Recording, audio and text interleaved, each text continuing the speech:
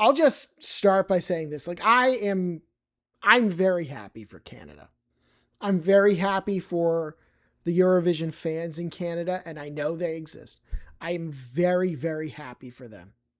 Some of them may have mixed feelings. We'll get to that in a second, too. From Studio One, Eurologomicist, something that I'm not sure that in the course of my following Eurovision history that I ever thought I would see happen.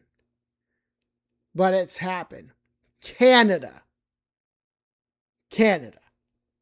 my country's northern neighbor, will be at the 2027 Eurovision Song Contest.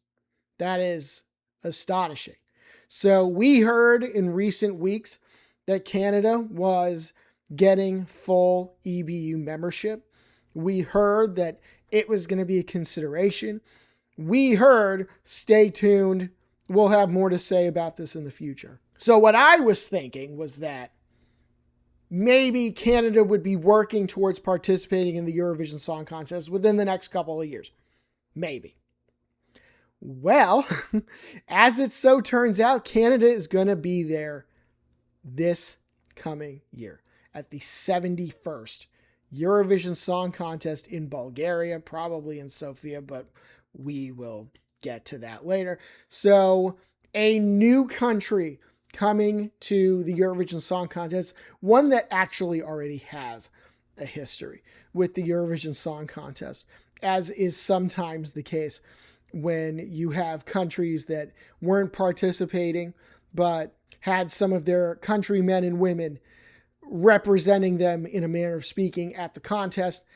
Canada was one of those countries. We'll talk about that in a second. But Canada going to Eurovision in 2027. So Canada will become the 53rd country in history to appear at the Eurovision Song Contest. Of course, there have been 52 up until this point, and they will be the first country in 12 years to make their Eurovision debut. So we actually just did an ESC trivia yesterday or the day before that, where we were talking about how San Marino was one of the most recent countries to debut behind Australia, who were until now the most recent country to debut. And that was all the way back in 2015. But now, 12 years later, we have a new country at Eurovision, and it is Canada. So I'll just start by saying this. I'm very happy for Canada. I'm very happy for the Eurovision fans in Canada, and I know they exist. I am very, very happy for them. Some of them may have mixed feelings. We'll get to that in a second too. But I am very, very happy to see Canada get their shot at winning the contest. And you know what? If we're being honest though, Canada's won Eurovision before. Or should I say, a Canadian has won Eurovision before. You know who it is. Celine Dion, obviously. 1988. She was representing Switzerland, but Celine's Canadian. She's not Swiss. She's Canadian. And interestingly enough, if you know your Eurovision history, you will know this. But 5 years later, in 1993, Switzerland tried and came very close to doing it again. And what do I mean by doing it again? Well, they found another French-Canadian singer from Quebec, and she sang a song representing Switzerland, and she damn near won the contest in 1993. So when they've done it, they've had good results over in Switzerland. But now that Canada is going to be there, Switzerland probably can't poach any more Canadian singers because now they're going to want to represent Canada, I would think. And another question that just came to mind, national final, how will the CBC select? We have absolutely no data on this, but I have every confidence. Knowing the CBC as a broadcaster, I may be an American, but I'm definitely familiar with some of the work that the CBC does. I have every confidence that if they do organize a national final, that they will do a very, very good job of it. So, frankly, I would be disappointed if they don't. So that's another matter. Now, in terms of excitement, I'm sure there were some Canadian Eurofans today that are just overjoyed. Like, oh my God, I'm going to see my country in this contest that I love for the first time. And there are definitely going to be others who are like, I never thought I would see us there.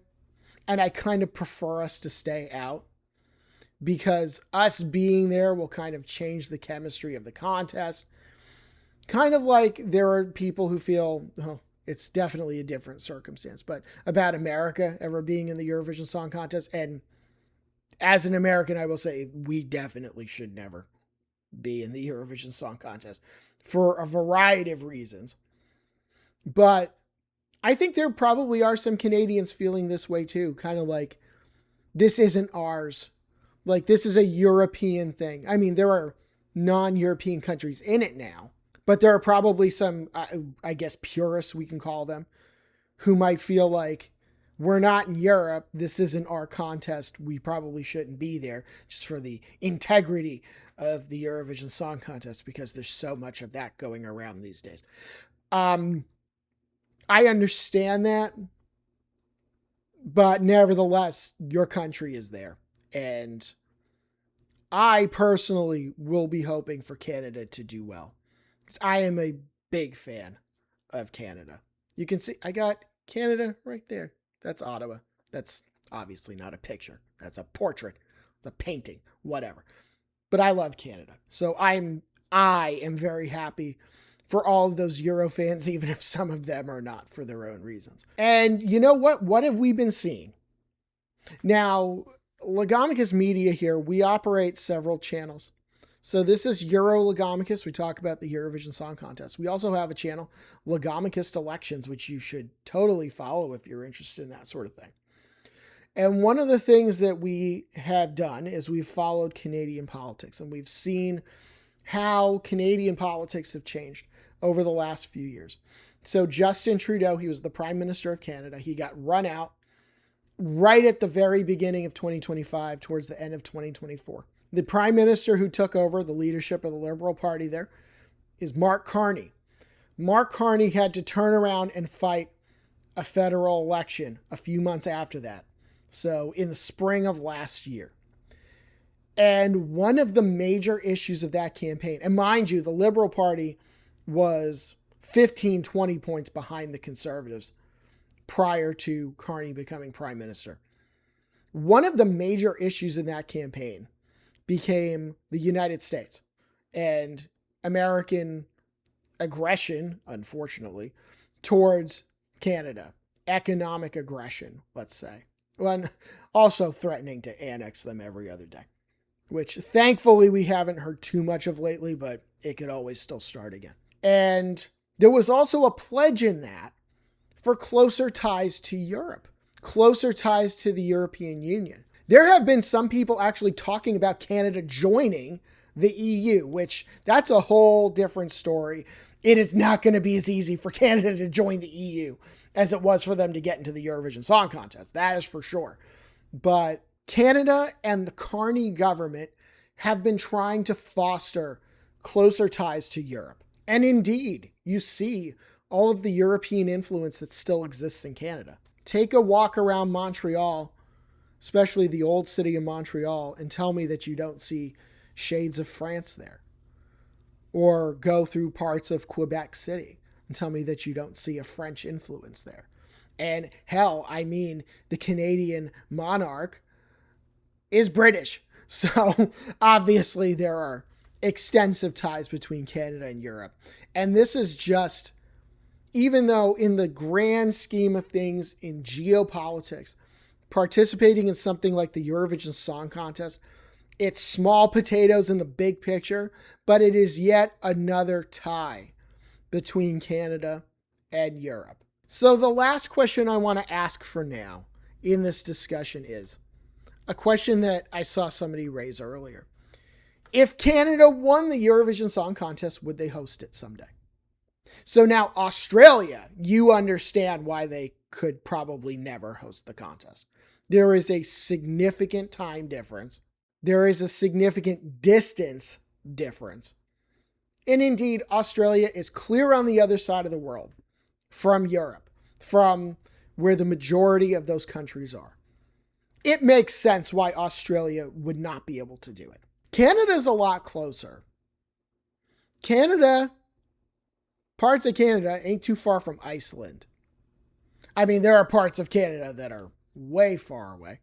Like Vancouver is definitely more of a haul to get to London or to get to Paris or Berlin or Sofia, Bulgaria, as the case may be. But there is a time difference. Canada, obviously, hours and hours behind. So I think it would be an interesting question. I could see people making the case either way, logistically, that, yeah, Canada could do it, but maybe it would have to be an eastern city like a Toronto or a Montreal, to pick up at least a few hours instead of going to Vancouver, which is going to be -8 GMT or something like that. Maybe someone can make the logistical argument, and certainly Canada would have the appropriate venues to do it. That's not even a question. It would be more about distance and time. So that would be an interesting thing to ponder, because I do think that given how talented a lot of Canadians are, I do actually think it's possible that someday they get the perfect storm. They could win a Eurovision Song Contest. They could. There might also be some televoters out there who feel the same way about Canada that they do about Australia, which is to say, they're not European, so I'm not voting for them. And Australia, as we know, they came very close to winning a contest at one point. Maybe the same thing will happen to Canada. I don't know. But interesting question to ponder. I could see a case being made either way. But in terms of would they be able to host it? Absolutely 1,000%. And the same thing goes for Australia. I mean, Australia's got the venues, they got the national broadcast, like they got it under control. But obviously, because of distance and time, they could never do it. So we'll just have to see. But exciting times coming up. Of course, there's still quite a bit of controversy that has been stirring the last few years. But it's nice to see this for the Canadian Eurofans who have probably been waiting a long time and probably never thought that they would ever see this. So I'm happy for them. And we will see a new look contest next year with Canada in it. And for more on Eurovision 2027, Eurologomicus, like and subscribe. Follow us on social media. We'll see you soon.